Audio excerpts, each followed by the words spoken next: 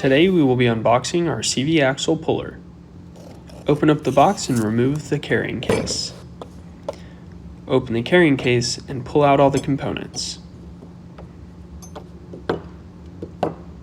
Inside you will find two different size pulling jaws, one large at 63 millimeters and the other small at 48 millimeters. There's also one universal pulling clamp right here. Two nuts and the slide hammer itself are also included. And now we'll demonstrate how to assemble it.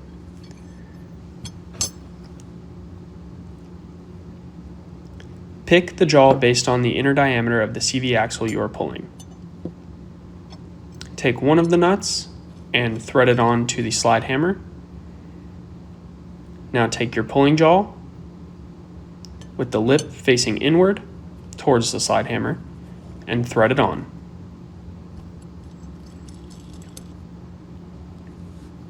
Now tighten it down with the lock nut and it's good to use.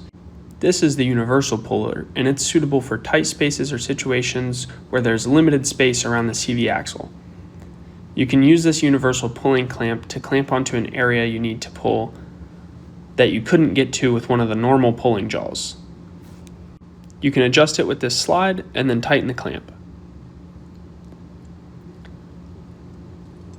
Next, we will demonstrate how to use the CV axle puller.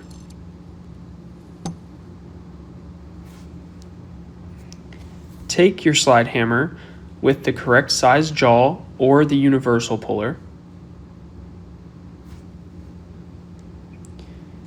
and place the CV axle puller on the inner side of the CV joint. Now using the slide hammer, strike backwards to help remove the CV axle. Now we will use the universal puller just to show you how it works.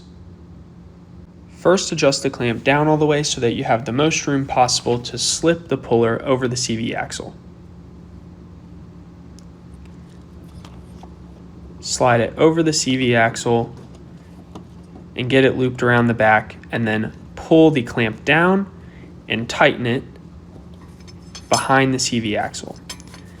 Now, just as we did before, we will slide the guide rod in, use the lock nut to tighten it down, and then strike backwards with the slide hammer to pull out the CV axle. Thank you.